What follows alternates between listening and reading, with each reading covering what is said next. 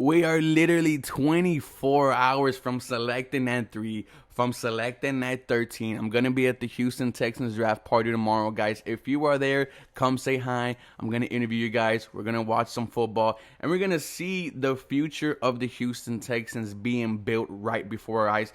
This is going to be kind of my final thoughts before the draft. I might drop a full 7-round mock draft tomorrow in the morning right before the NFL draft, but I am nervous.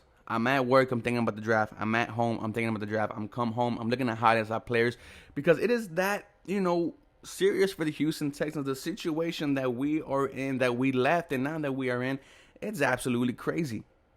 You have a second-year guy who you don't know who's going to be your starter yet. You have 2 firsts this year, 2 firsts next year, 2 firsts the year after that. You have a new coach in Lovie Smith. You have a new coordinator in Pat Hamilton. Everything about the Houston Texans right now is just new. They are starting their rebuild. They are starting, their drive to get back into the playoffs and hopefully contend for a Lombardi trophy. Where do they go at number 3? That is the huge question, right? And we heard a couple names. We heard Sauce Gardner, Derek Stingley, Evan Neal, Kevon Thibodeau, Akeem Aquanu, the guard. I wouldn't mind every single one of those guys except for Evan Neal. Don't think the Houston Texans need to take a tackle right now. With Ike, he does transition into that left guard.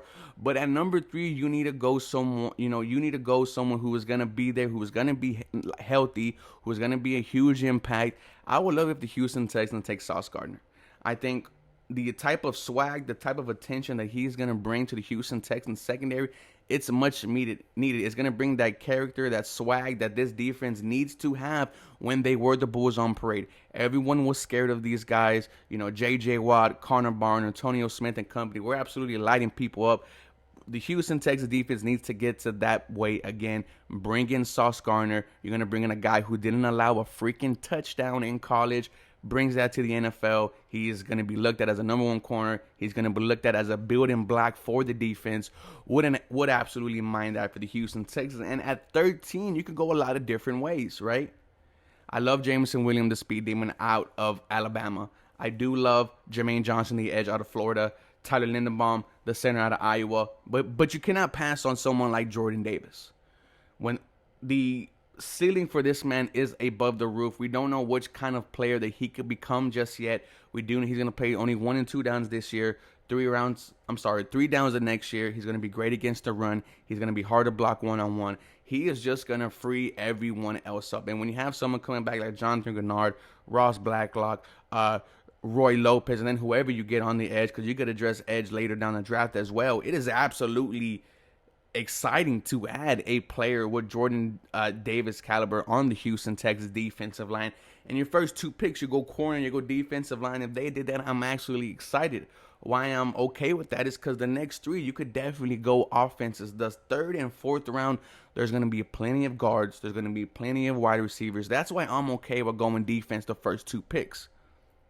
At number 37, you could look at a Christian Watson from North Dakota State, a George Pickens out of Georgia. If you want to go running back, right? Breece Hall. Sometimes Kenyon Green falls down there in the mock draft. If he does fall there, we'll love taking Kenyon Green here. But at 37, the Houston Texans need to get they need to get someone on the offense that is going to definitely make plays for them. There's going to be some wide receivers available. There's definitely going to be all the running back. There's one person who may make me take another defensive player at 37 is Joaquin Brisker, the safety, out of, where is he at? Give me 1 second. I believe it's Penn State.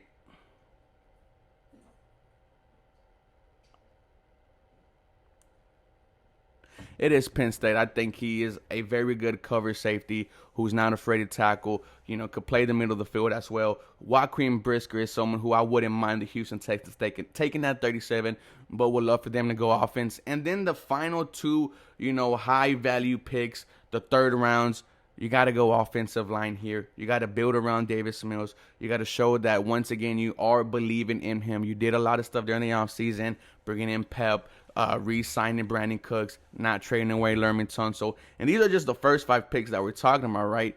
These first 5 picks are absolutely huge for the Houston Texans. And then going on, right, we need other things. We need a safety. Hopefully Kirby Joseph falls in the later rounds. We need a running back, James Cook, Kyron Williams, even Brian Robinson, the guy from Alabama. multiple picks are available for the Houston Texans. A lot of stuff needs to be done. Let me know what you guys think, guys. These are the final thoughts, my final thoughts. I want the Houston Texans to go heavy in defense in the first 2 rounds. There is a lot of need there. And then just addressing the offense, bringing people who could compete at the offensive line, who can make plays for this offense, a wide receiver, a running back. Let me know what you guys think. As always, go Texans. You guys have a very blessed day.